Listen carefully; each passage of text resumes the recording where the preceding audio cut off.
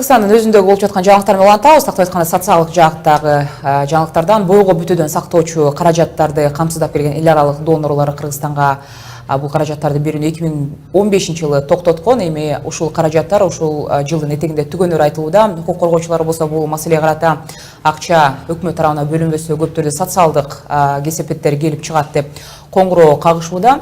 Биз дагы бул маселеге кайрылып, качан чечилерин жана кандай көйгөйлөргө алып келери туурасында айтып берелик деп турабыз. 11 каналынын коногу Кыргызстанда үй-бүлөнү пландаштыруу альянсынын директору Бактыгүл Бозгорпоева.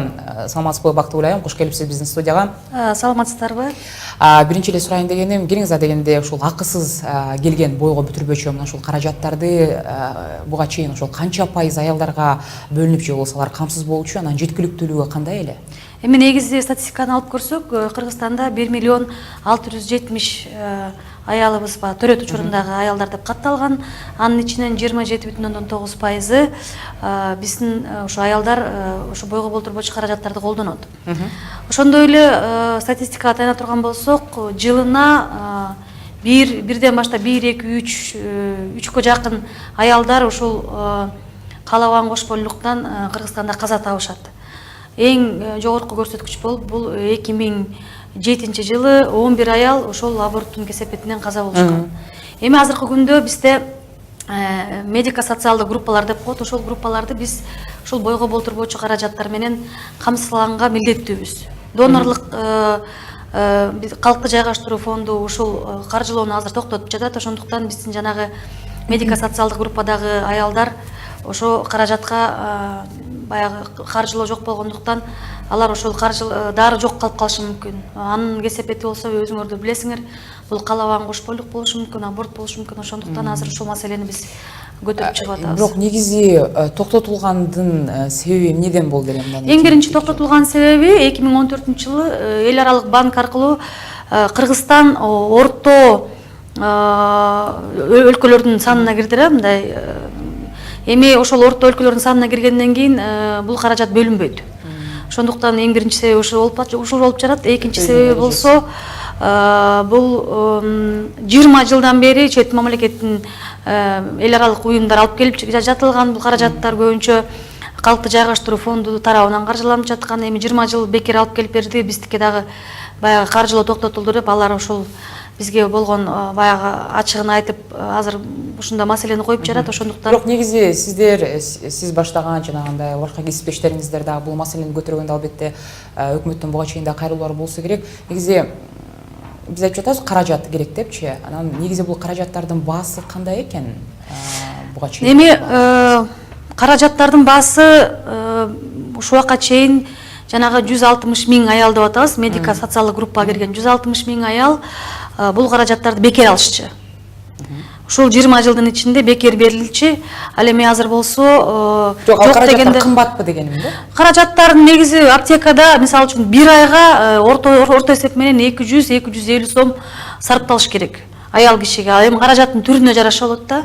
Ошондуктан азыр каржылоо жагынан орто эсеп менен алынып көрүнгөндө ушул жанагы социалдык баягы группалардын ичинен бир 10-20%га бир 40 миңден ашык доллар же болбосо 2 миллиондон ашык сом сарпталышы мүмкүн деген бир орто эсепти чыгарып көрдүк. Эгерде биз азыр ушул маселени чече албасак, эмки жылдан баштап каражаттар уже түгөндү. Эмки жылдан баштап биздин жанагы социалдык баягы начар жашаган үй-бүлөлөр, инвалидтер бар, анын арасында оорулуулар бар, аларга дары-дармек ичип туруш керек, себеби төрөгөнгө болбойт. Ошол группаларга биз азыр биринчи рет ошолорду ойлонушубуз керек. Ошондуктан жок дегенде ушул группаларга каржылоо бөлүнүп берсе, мамлекет тарабынан калган группаларга сатып алганга мүмкүнчүлүгү бар. Эми бул канча сумма болчудай сиздер эсептеп? Эми биз сумманы так айта албайбыз, бирок орто эсеп менен жанагы жок дегенде 10-20% эгерде жанагы биздин айтып кеткен группалардын ичинен 10-20% камтылса, анда где-то бир ошо 2 миллион сомдон ашык акча каражат сарпталат экен бир жылдын ичине. Бул көп деле сумма эмес деп ойлойм. Ошондуктан биздин ошо азыркы көтөрүп чыккан көйгөйүбүз ушул мамлекет ушул жакка көз буруп койсо деген ой. Бирок эми буга чейин ошол эле министрлик, ошол эле өкмөт менен байланышып көрсөңүздөр керек. Бирок жооптор кандай болуп атат? Эми бул адвокационный кампания деп коебуз. Ушул тема боюнча биз 15-жылдан бери бул нерсени көтөрүп келе жатабыз. Орто эсеп менен баарын санап да бердик. Канча акча керек сарпталат, ошонун баарын санап бердик. Азыр ошо каражаттын астыгы аз болгон медицинага негизи эле аз бөлүнөт эмеспи? Ошондуктан азыр ошол эки эмесин карап атабыз, эки жолун. Биринчи жолу эл аралык уюмдар аркылуу заводдун баасы менен алып келинсе, мисалы үчүн спиральды ала турган болсок $2 турат заводдун баасы. Эгерде ошол заводдун баасына кошпой ошол $2 менен алынып келинсе, бир жеңилдиктер пайда болушу мүмкүн. Экинчи жолу болсо, ошол өкмөт өзү ошол каржылоону бөлүп берсе, ошол жок дегенде жанагы биздин социалдык группаларга жеңилдик болот эле. Бактыгүл айым, мен эми дагы бир суроом бергим келип жатат, жана үй бүлөнү пландаштыруу маселеси боюнча. Бул канчалык бизде бул актуалдуу, анан ошол эле кезде баягы жыл сайын албетте сиз өзүңүз дагы баягы көтөрүп келесиз бул маселени. Бирок кандайдыр бир тенденцияда өзгөрүүлөр барбы? Элдин түшүнүгү ошол эле.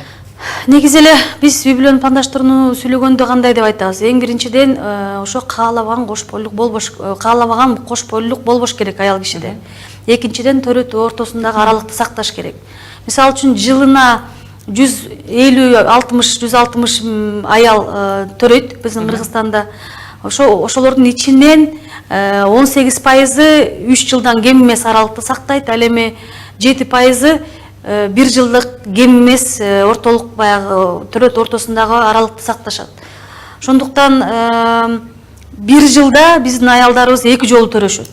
Январь айында биринчи баласын төрөйт, экинчи баласын февраль айында боюна бүтөт, анан декабрда экинчи баласын төрөйт. 1 жылда 2 балалы болуп атышат. Ошондуктан аралыкты сактоодагы ушундай бир проблема болуп атат да.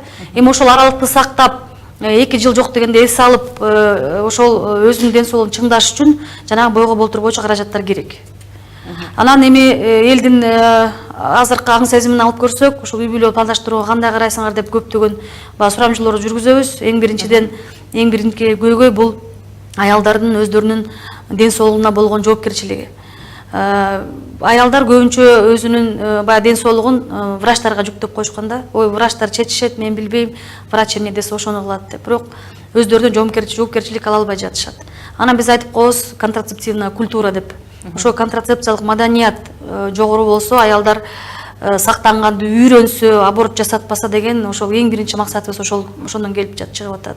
Себеби дегенде жылына, мен айта кетпедимби, 2-3 аял ошо аборттун сезгенүүсүнөн каза таап, Кыргызстанда ошол энелердин өлүмүнүн 5%-ын түзөт.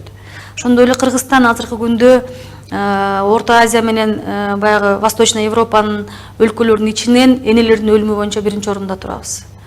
Ошондуктан ушул көрсөткүчтөрдүн саны азайыш үчүн эң биринчиден биз эмнени талап кылынат элек? Биринчиден ошол аялдардын ден соолугун чыңдоо үчүн, жанагы аралыкты сакташ үчүн, аборт жасатпаш үчүн мамлекет тарабынан каржылоо бөлүнүп берсе, жок дегенде жанагы социально уязвимый группа деп атабыз. Ошолорго каржылоо бөлүнүп берсе, андан сырткары ошол элге билим берүү, анан ошондой эле маалыматтын астыгынан, экинчиден бул баягы дары-дармектин жетишсиздигинен, анан үчүнчүсү болсо ошо кызмат, кандай кызмат көргөзөт биздин медициналык кызматкерлер. Ошол 3 нерсе жакшы иштеп берсе, биз ойлойбуз ошол аялдардын ден соолугунун чыңдалышы жакшы болот эле. Бирок негизи багыл өкмөткө үмүт тарткандагы бир башка бир маселе, бирок экинчиден багыл альтернативдик варианттар бар беле ушул дары-дармекти каржылоо жагында. Мисалы ошол эле алдын ала маалымат бергенде баланча жылдан баштап эле ушул токтотулат дегенден баштап бул маселе ошондой эле көтөрүлүп баштаган менин билишимче.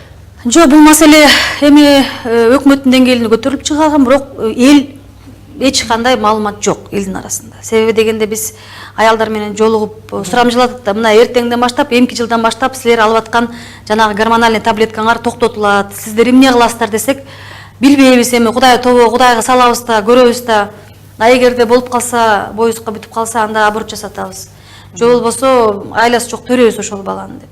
Анан ошо айласы жок каалабаган кошбойлуктан бүткөн балдардын кийинки турмушта кыйынчылык болуп калып атпайбы? Ошондуктан ошол жагынан биз абдан күмөн санап турабыз. Рахмат сізге, уақытыңызды бөліп бізге келіп, ушул аталган маселени дагы көтөрүп, кызыктуу маек куруп бергениңиз үчүн Кыргызстандагы үй бүлөнү пландаштыруу альянсынын директору Бактыгүл Бозгорпоева менен баарлаштык. Ийгилик каалайбыз.